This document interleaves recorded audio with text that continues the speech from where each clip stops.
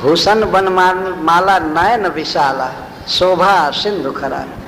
भगवान शोभा के समुद्र हैं, अक्षय आकर अनंत सौंदर्य निकल रहा था। तो भगवान को इस रूप में कौशल्या माता देखती। कह दुई कर जोरी आस्तुति तोरी, कही विधि करमो अनंता, माया गुण ज्ञान तीत यमाना, वेद पुराण भनंता। दोनों हाथ जोड़ करके माँ अपने बच्चे से प्रार्थना करती है। क्या कभी संसार में ऐसा हुआ है? आज ही बच्चा अभी 2 मिनट पहले प्रकट हुआ और उसके पैर पर गिर रही है माँ। कह दुई कर जोरी अस्तुति तोरी, कही विधि करो अनंता। हे अनंत, मैं आपकी क्या स्तुति करूं। भगवान उसमें प्रकट हुए तो थोड़े बड़े रूप में प्रकट हुए, बच्चा ही थे लेकिन बिल्कुल शिशु नहीं। तो मैं कैसे आपकी स्तुति करूं? मेरे पास कोई शक्ति नहीं है आपके गुणों को कहने की। वास्तव में आप माया के गुणों से परे हैं। माया के 3 गुण हैं, सत्वगुण, रजोगुण और तमोगुण। तो आप सत्वगुण, रजोगुण और तमोगुण से परे हैं, मतलब गुणातीत, दिव्य है, चिन्मय। माया गुण ज्ञानातीत अमाना, माया के गुणों से आप अतीत हैं, इंद्रियों के अनुभव से आप अतीत हैं, और आप अपरिच्छिन्न है, अमान है, आपको मापा नहीं जा सकता। आप किसी देश में काल में बाधित नहीं। माया गुण ज्ञानातीत अमाना, वेद पुराण भनंता। जो वेद पुराण भनंता, वेद और पुराण ऐसा कहते हैं, वेद पुराण ऐसा कहते हैं कि आपका सब कुछ है, अनंत है, चिन्मय है, दिव्य है। इससे सिद्ध हुआ कि कौशल्या जी बहुत ही वेद पुराण सुनी थी, ये पढ़ी भी होंगी। तब तो कार्य कि वेद पुराण कहते हैं कि आप चिन्मय हैं, दिव्य हैं। तो इससे प्रेरणा मिलती है कि प्रत्येक स्त्री को चाहिए कि वो वेद शास्त्र पढ़े।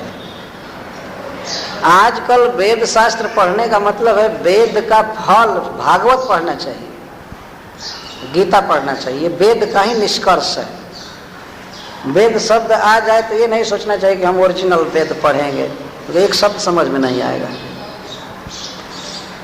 लेकिन वेद की व्याख्या जो पुराणों में की गई है और श्रीमद् भागवतों में सारांश दिया गया है, तो ये कहा जाए कि वेद शास्त्र पढ़ना चाहिए, तो उसका अर्थ है भागवत और भगवत गीता पढ़ना चाहिए, उसका यही अर्थ होता है।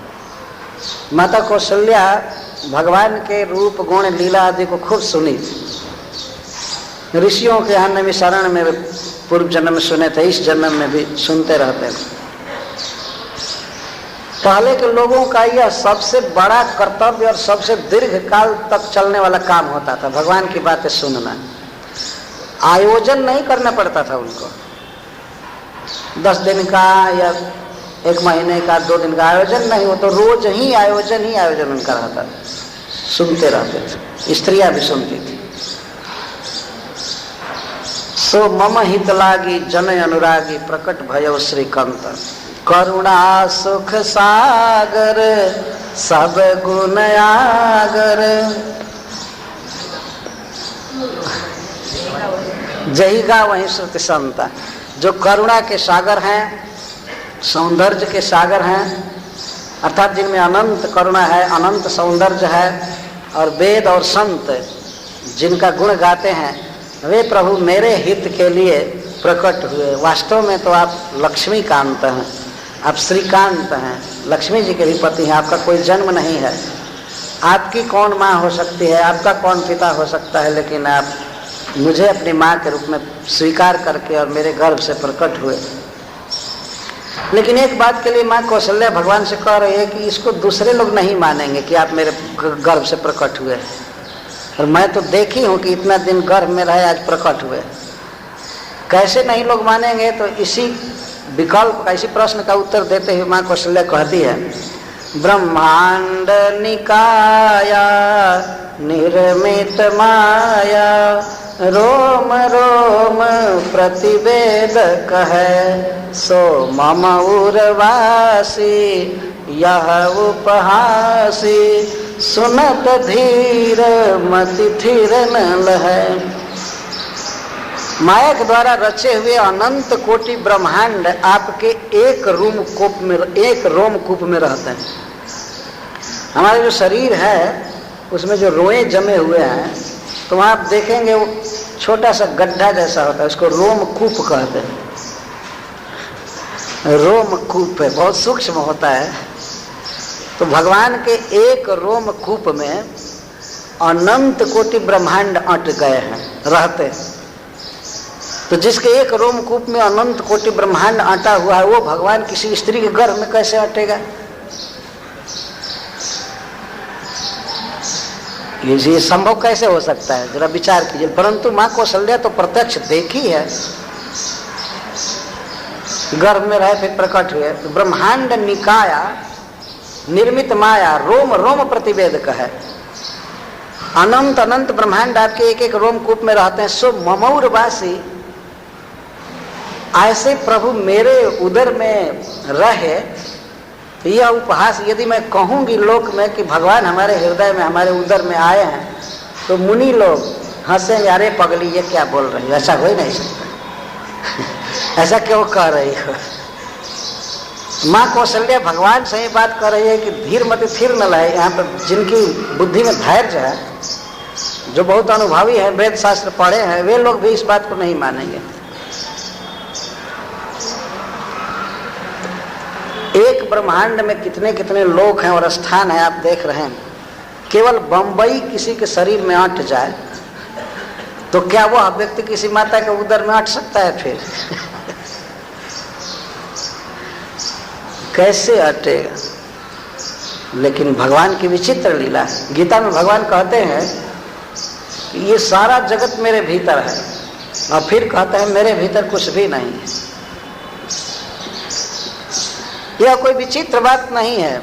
जैसे मान लीजिए हम यहाँ बैठे हैं, तो हम इस मंदिर के भीतर बैठे हैं, परंतु हम मन से देख रहे हैं पूरे बंबई को, या हिमालय पर्वत को देख रहे हैं, समुद्र को भी बहुत दूर तक देख रहे हैं। तो हमारे मन में अटा हुआ है ना।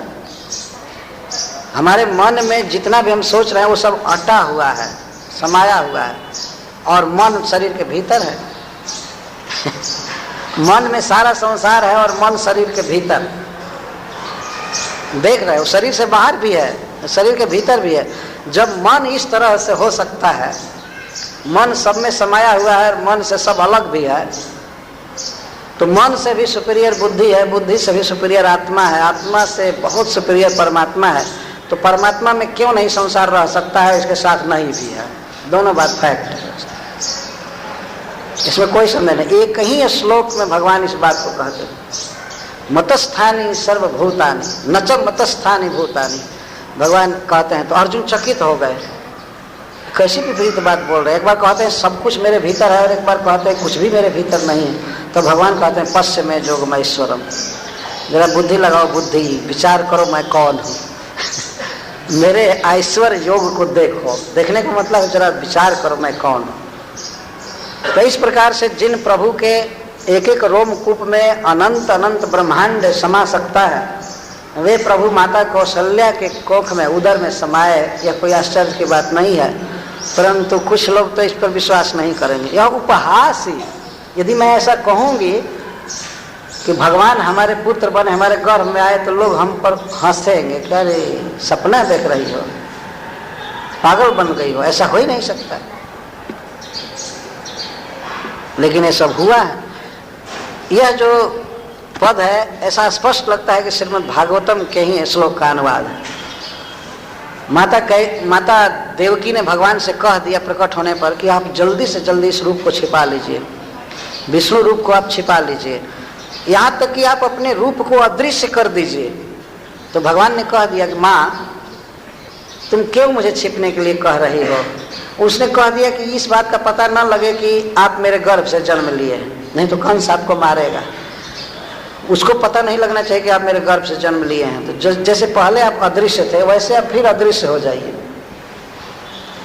कहीं चले जाइए। तो भगवान ने कहा कि माँ, मैं तुम्हारे गर्भ से जन्म लिया हूँ, इसके कारण तुम मेरी माँ कही जाओगी, तुम्हारी बहुत प्रशंसा संसार में होगी, तुम्हारी श्लाघा होगी, बड़ाई होगी, तो मुझे इसी तरह रहने दो।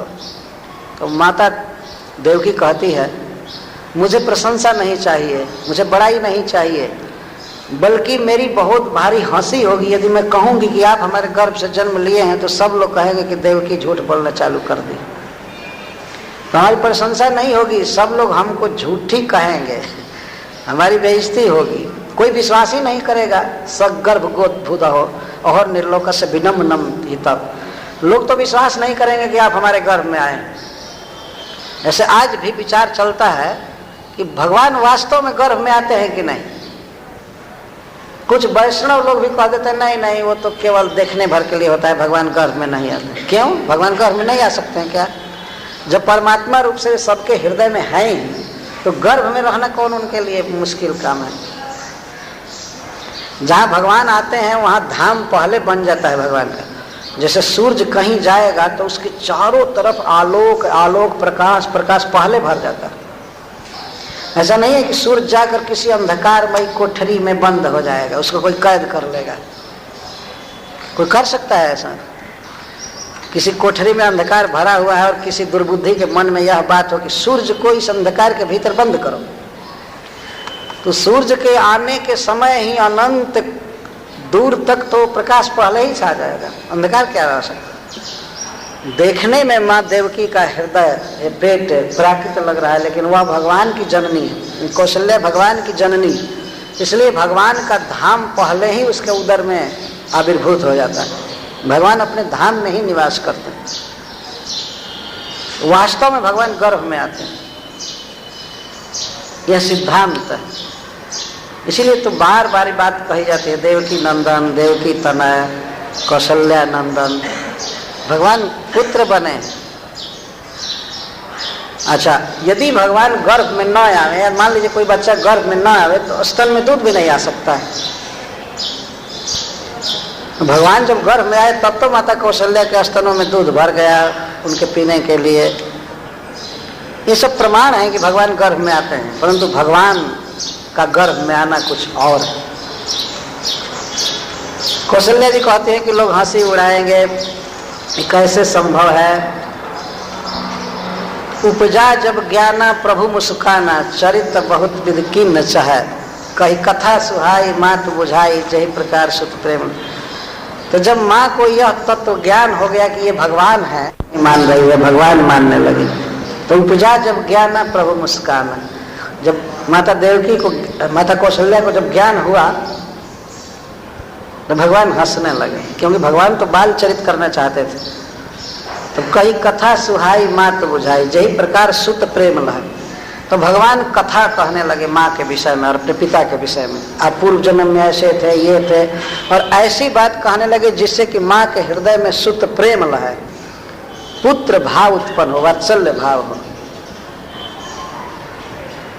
तब माता की वह मति जो तत्वज्ञान की थी, भगवान को भगवान समझ गई थी, वो डोल गई। माता पुनि बोली सो मति डोली, अब पहली मति डोल गई। माता पुनि बोली सो मति डोली, तज तात यह रूपा। माता कौशल्या कहती है कि बेटा, तात शब्द का अर्थ पुत्र, पुत्र यह रूप छोड़ दो, तुम द्विभुज हो जाओ। तज तात यह रूपा का अर्थ है कि ये शंख चक्र हटाओ और 4 भुजा मत धारण करो, 2 भुजा में हो जाओ, बच्चा बन जाओ, जिससे मैं तुमको गोद में खिलाऊंगा। मैं भगवान को कैसे गोद में लूं? कौशल्या जी कह रही, तजहु तात यह रूपा की जय शिशु लीला, शिशु लीला कीजिए। तजहु तात यह रूपा, तो आप बच्चा बन जाइए। और बच्चा बन जाइए का अर्थ इतना ही नहीं था केवल आकार बदल लीजिए, बच्चा हो जाइए। सुनी बचन सुजाना रोदन ठाना, वही बालक स्वरूप होगा। तो भगवान ने वचन अपनी माँ की सुने तो चतुर्भुज रूप छिपा लिए, द्विभुज हो गए, और द्विभुज बन करके जैसे जन्म लेने पर बच्चे रोने लगते हैं वैसे रोने। यह भगवान की विचित्रता है। बच्चा से तो छोड़ दीजिए, इस समय एकदम सियाना से ज्ञानी आदमी से कहिए कि जरा बच्चा हो जाइए आप, हो सकता है बच्चा? भगवान तो उसी शरीर से जब चाहे जैसे हो सकता है।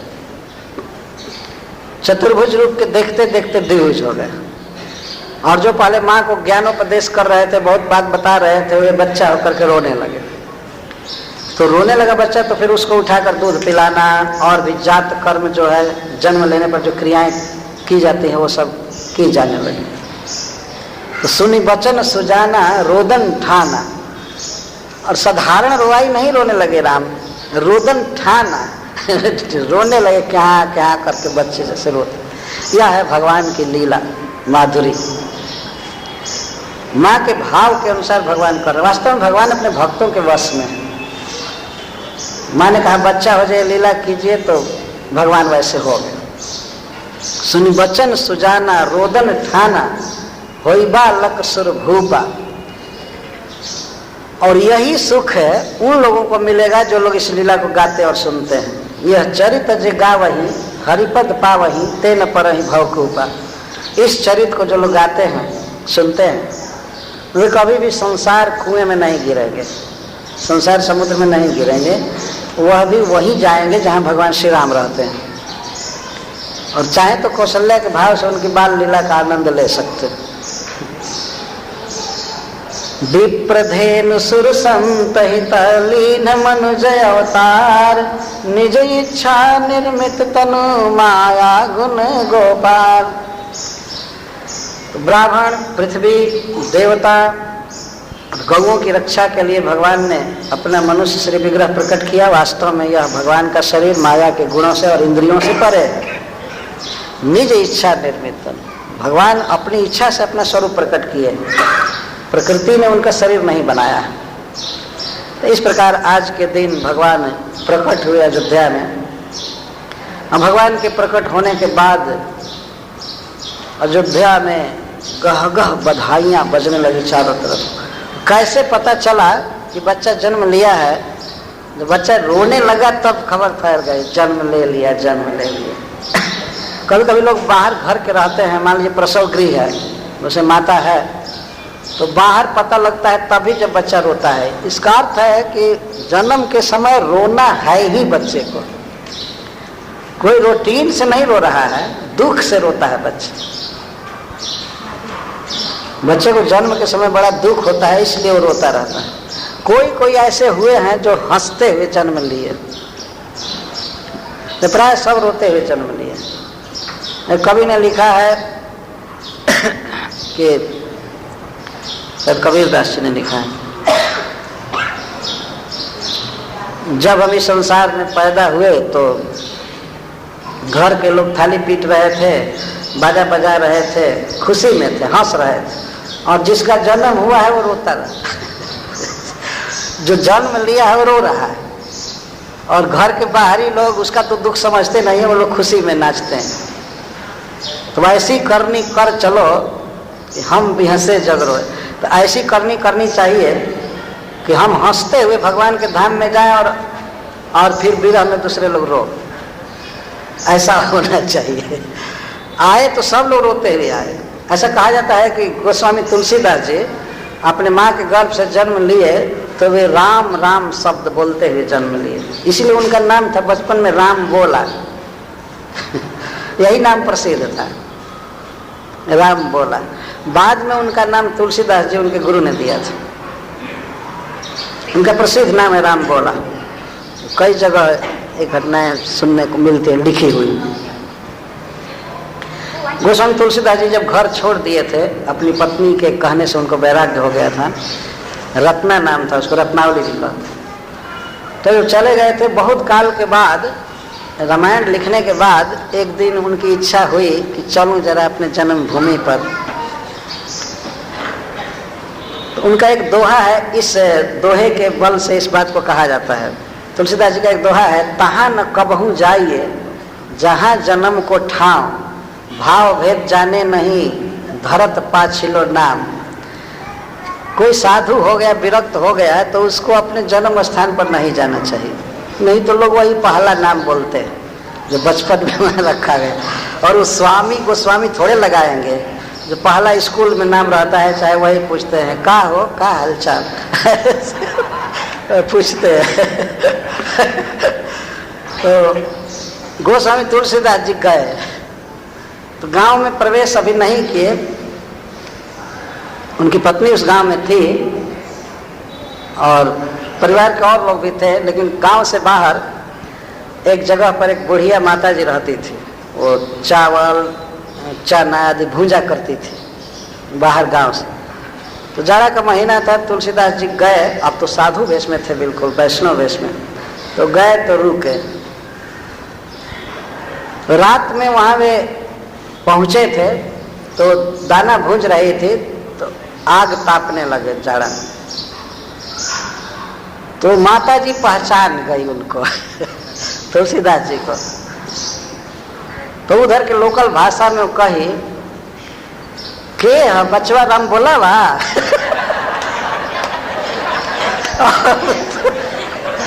तुलसीदास जी तो वहां से भाग गए अब अयोध्या। करे बाप रे बाप ये राम बोलवा नाम कह रहे तो फिर घर नहीं गए। दूसरी जगह लोग वैष्णव समझते हैं, आदर करते हैं, भक्त के रूप में ख्याति है, और वहाँ जाकर कोई राम बोलवा है। और ये तो गोस्वामी तुलसीदास जी नहीं रोए थे, वे राम राम बोलते हुए जन्म लिए थे। भगवान चैतन्य महाप्रभु हरि हरि कहते हुए अवतार लिए थे। कुछ ऐसे लोग हैं विलक्षण, लेकिन हम लोग तो हाय हाय करते जन्म रोते हुए जन्म लिए। कदाचित किसी को विश्वास न हो और कहीं उसका कोई टेप रिकॉर्ड किया होगा तो बचपन में कैसे रो रहे थे सब पता चल जाएगा। रिकॉर्डर हो या वीडियो रिकॉर्डिंग हो, जो भी हो। तो ये दशा है। भगवान भी ये लीला करने लगे, रोने लगे। इस लीला को जो गाते हैं, सुनते हैं, भगवान का जन्मोत्सव मनाते हैं, वे कभी भी संसार बंधन में नहीं पड़े। भगवान का जन्मोत्सव मनाना भगवान का बहुत बड़ा आदर करना है। हम लोग इस मनुष्य शरीर में पता नहीं किसका किसका कितना आदर किए हैं, किसको मान दिए, लेकिन जीवन में सबसे अधिक मान भगवान को देना चाहिए। तो इसे हरे कृष्ण मंदिर के भक्तों ने जो आयोजन किया है बहुत अच्छा है। प्राय प्रत्येक मंदिर में जन्मोत्सव मनाया जाता है सारी दुनिया में। और इस अवसर पर जो राम कथा का आयोजन किया गया यह बहुत अच्छा हुआ है। आप लोगों ने हमको गौरव दिया, इसके लिए मैं आपका आभारी हूँ। मुझे एक अवसर मिला जीवन में प्रथम बार रामनवमी के अवसर पर, जब मैं इतने देर तक भगवान राम के साथ रहा, भगवान राम के गुणों का वर्णन किया। वैसे तो भगवान के गुण अनंत हैं, बहुत ग्रंथ इस पृथ्वी पर हैं, परंतु हम लोगों की बुद्धि बिल्कुल अल्प है। एक तो उसे पढ़ने का भी समय नहीं रहता है, पढ़ने पर बुद्धि भी ग्रहण बहुत कम कर पाती है, और जितनी ग्रहण करती है उतना बाद में भी याद नहीं रहता, और जितना याद रहता है उतना कह भी नहीं सकते तो सब तरह से कमी। तो जन्मोत्सव में भगवान के गुणों का वर्णन करना, सुनना, यह उत्सव का एक अभिन्न अंग है। तो इस हरे कृष्ण मंदिर ने इस काम को बहुत ही सुंदर ढंग से प्रस्तुत किया, और यही है प्रतिदान। आप सभी बम्बे के भक्त या कांग्रेगेशन जो भी मंदिर को सहायता करते रहते हैं, मंदिर आपको भगवान की कथा दे रहा है, भगवान का जन्मोत्सव दे रहा है, तो यह बहुत बड़ा दान है। इसमें अवश्य भाग लेना चाहिए।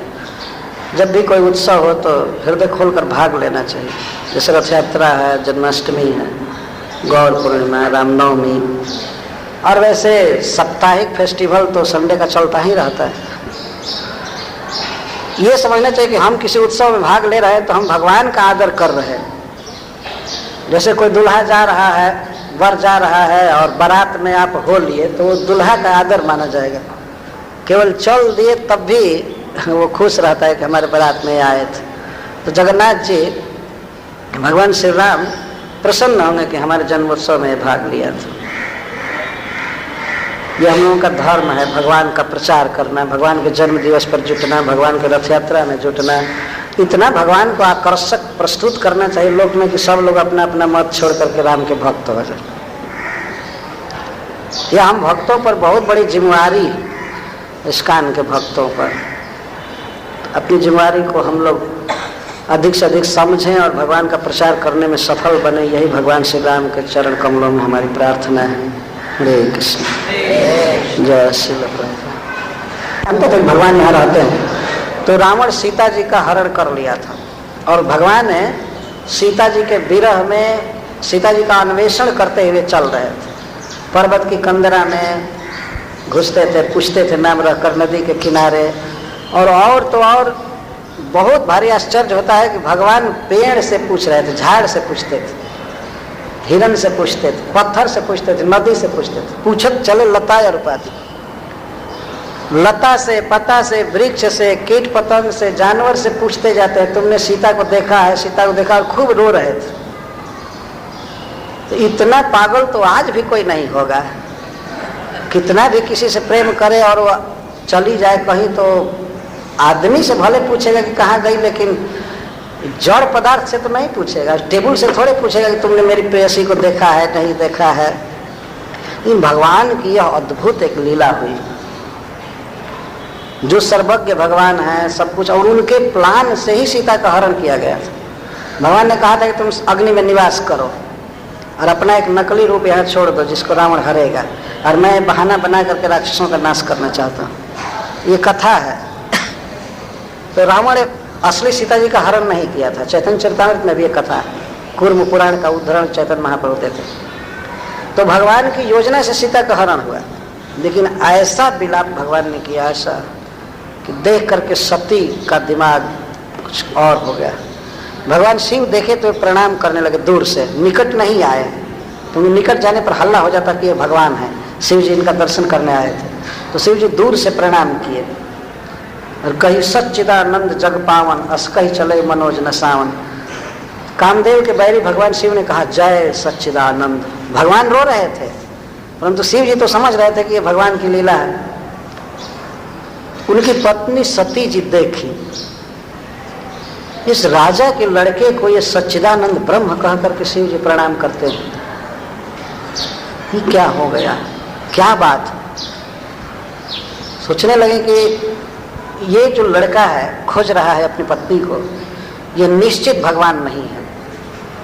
यदि भगवान विष्णु का अवतार होता तो विष्णु भगवान भी तो सर्वज्ञ हैं, वे क्यों खोजेंगे। सती जी इस तरह मन में तर्क करने लगी, लेकिन उनका गिरा हुआ चेहरा देखकर भगवान शिव ने पूछा कि सती देखो तुम्हारा स्त्री का स्वभाव है, इस प्रकार की शंका भगवान की लीला पर मत करो। अभी अभी जिनकी कथा सुनने के लिए हम लोग गए थे वही प्रभु अवतार लिए हैं, ये भगवान हैं, इनको मनुष्य मत समझो। लेकिन सती जी ने वो रोते बिलखते हुए देखा था भगवान को, तो उनके मन पर ऐसा असर हो गया, वो कहे नहीं नहीं नहीं नहीं। यद्यपि कहे शिव बार बहु, सती जी के मन में विश्वास ही नहीं हुआ, जबकि वक्ता शिव जी थे और उनकी खास अपनी अर्धांगिनी पत्नी उसको समझा रहे थे कि ये भगवान है, समझो यही परब्रह्म है, परमात्मा है, लीला कर रहे हैं, लेकिन वो नहीं समझ। तब शिव जी ने यहाँ तक कह दिया कि यदि तुम्हारे मन में अधिक संदेह है तो जाकर के परीक्षा ले लो कि वो भगवान है कि राजकुमार।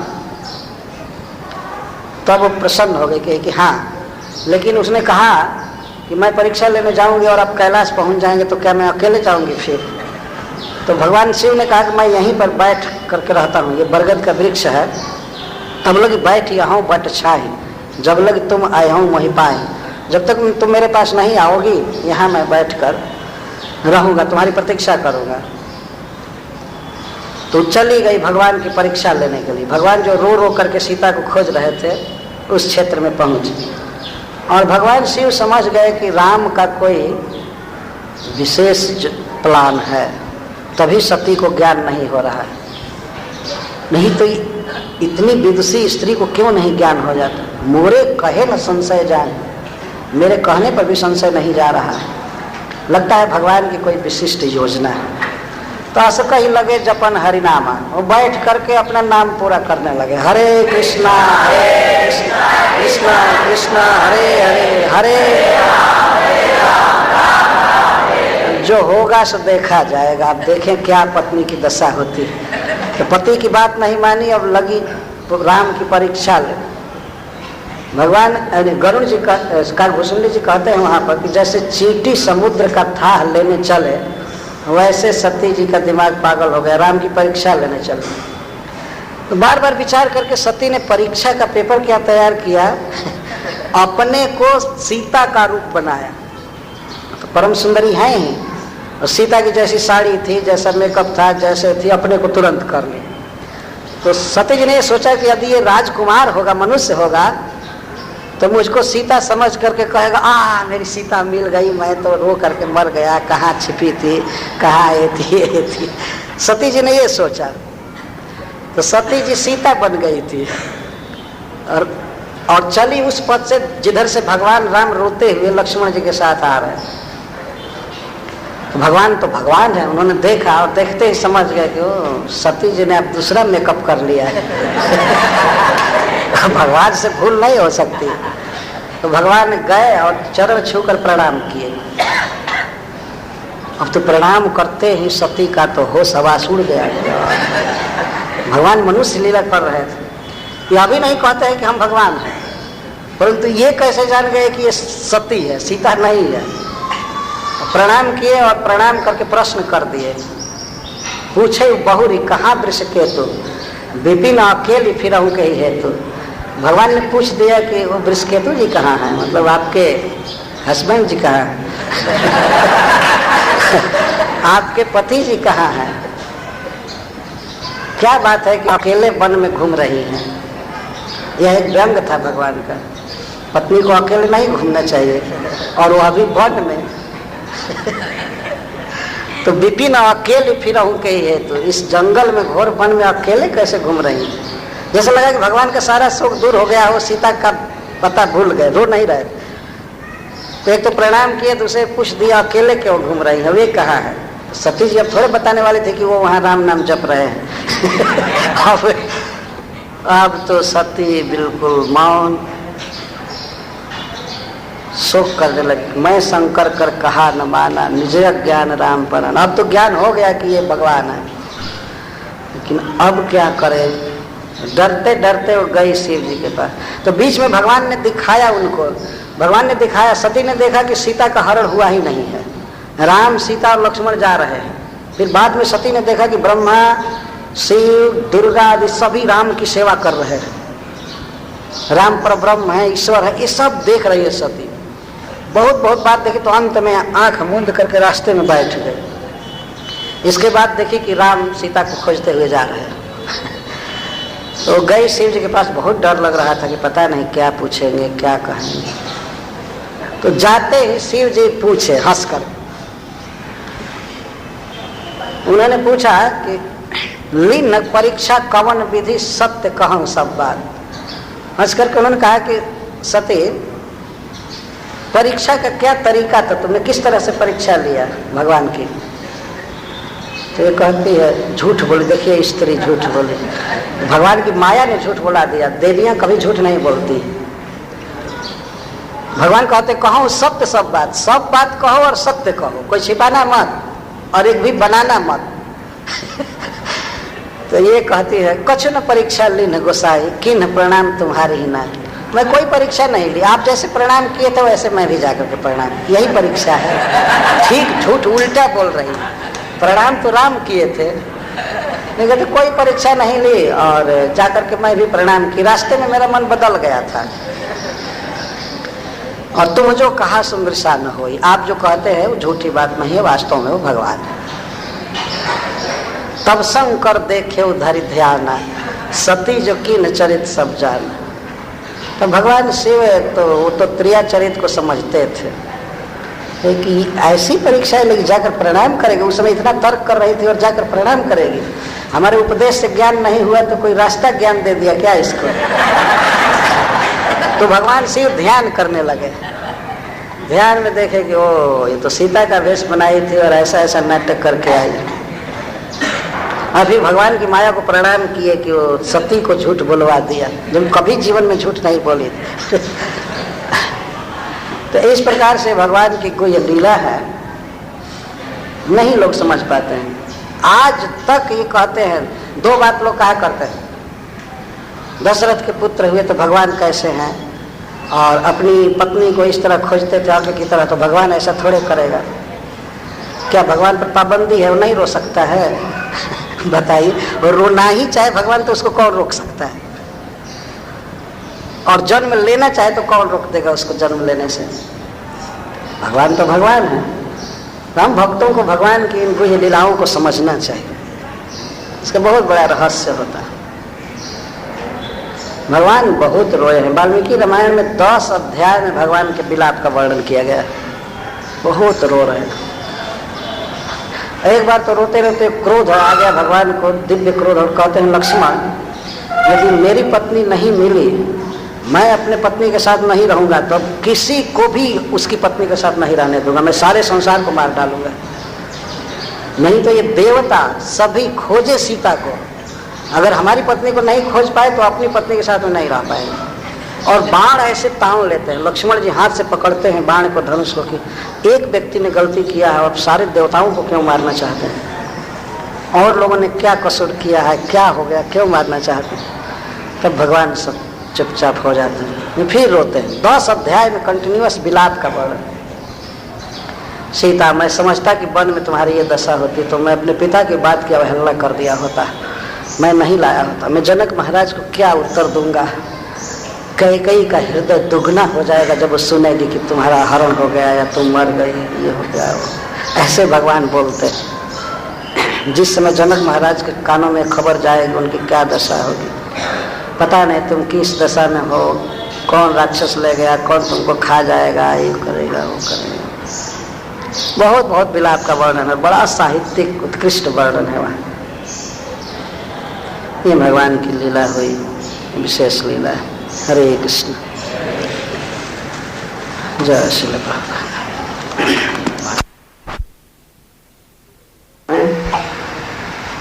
श्रील सुखदेव गोस्वामी हनुमान जी के मुखारविंद से भगवान श्री राम के गौरव की गाथा गाए हैं। भगवान श्री राम के कुछ गुण गाए गए हैं। किम पुरुष वर्ष में श्री हनुमान जी समस्त वैष्णवों के गुरु हैं, सबके नेता हैं। तो वे सबको भगवत भक्ति का उपदेश करते हुए भगवान की महिमा गाए हैं। श्रीमद् भागवतम को मुख्य आधार बनाकर भगवान श्री राम के कुछ गुणों का स्मरण किया जाएगा। श्री शुक उवाच, मैं पढ़ रहा हूँ गद्य। किम पुरुषे वर्षे भगवंतम आदि पुरुषम लक्ष्मणाग्रजम सीताभिरामम रामम तच्चरण सन्निकर्षाभिरतः परम भागवतो हनुमान सह किम पुरुषै अविरत भक्ति उपासते। उपासना में क्या मुख्य रूप से कहते हैं?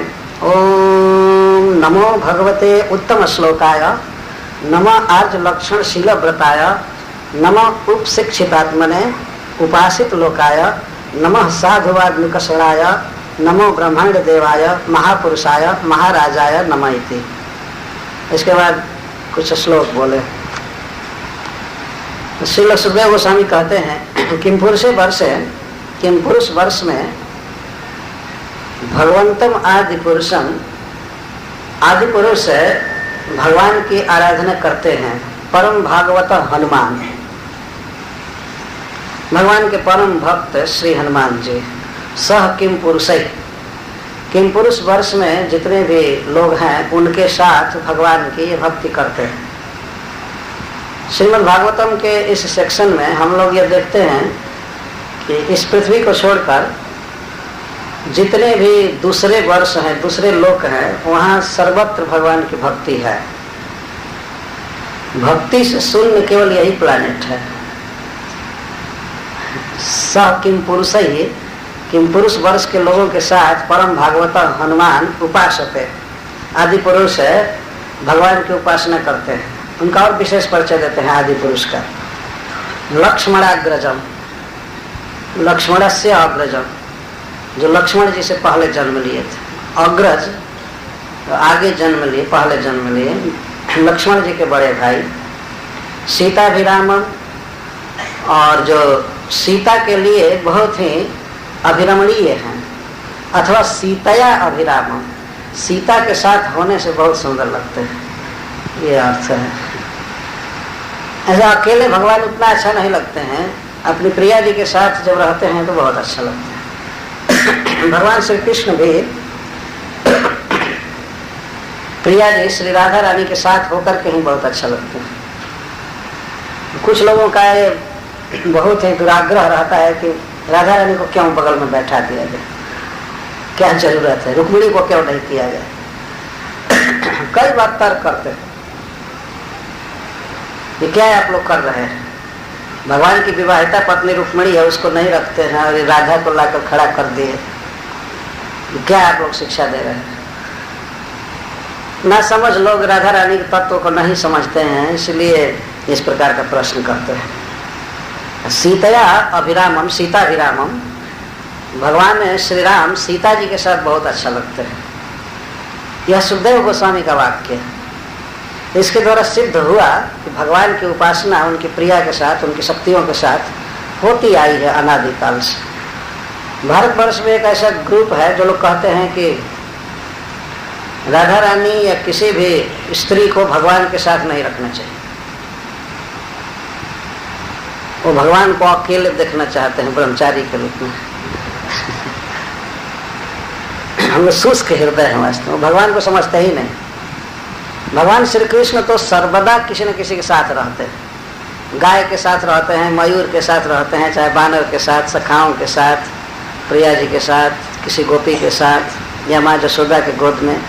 और अकेले तो भगवान भी भूत जैसा क्या करेगा बताइए। किसी भवन में भगवान को कहा जाए आप अकेले रहिए तो भगवान उब कर भाग जाएंगे उस रूम से, हम अकेले क्या करेंगे। स एको अकामयत बहुश्याम, सृष्टि का प्रारंभ है जो हुआ उस समय कहते हैं कि भगवान ने अकेले थे तो अपने को असंतम एवं आत्मानम अमन्यत, अपने को नहीं जैसा अनुभव कर रहे थे। यह उपनिषद का वाक्य है, असंतम एवं, भगवान को ऐसा लगे जैसे मैं हूं ही नहीं। तब उन्होंने यह विश्व रचा। प्रश्न होगा कि इसके पहले भी तो भगवान वैकुंठ में रहते हैं और उनके परिकर रहते हैं। हाँ, लेकिन वे भगवान जब अपने को एक्सपेंड किए कारण समुद्र में, तो उन्होंने ये अनुभव किया कि हाय मैं अकेले पड़ गया, अपना घर भी छूट गया और इधर संसार रचा भी नहीं, बीच में फंस गया। वैकुंठ में तो उधर रहते हैं अपने परिकरों के साथ, परम आनंद की लीला करते हैं, परंतु कारण समुद्र में वे ऐसा अनुभव कर रहे थे, और गर्भ समुद्र में भी कि मैं अकेला हूँ। तब वे सृष्टि किए। इसके बाद भगवान बहुत प्रसन्न रहते हैं। हमारे यहाँ एक कहावत कहते हैं कि गृहस्थ के लिए कि जाल अच्छा कंगाल अच्छा नहीं। जंजाल अच्छा है गृहस्थ के लिए, कंगाल अच्छा नहीं। और साधु के लिए कहते हैं कंगाल अच्छा जंजाल अच्छा नहीं। साधु यदि गरीब है, अकेले विरक्त है तो ठीक है, कंगाल जितना है उतना अच्छा है। और गृहस्थ कंगाल नहीं चाहिए, उसको जंजाल चाहिए, उसी में उसकी शोभा है। तो भगवान अपनी शक्ति के साथ होते हैं। इस प्राकृतिक जगत में भगवान अपनी बहिरा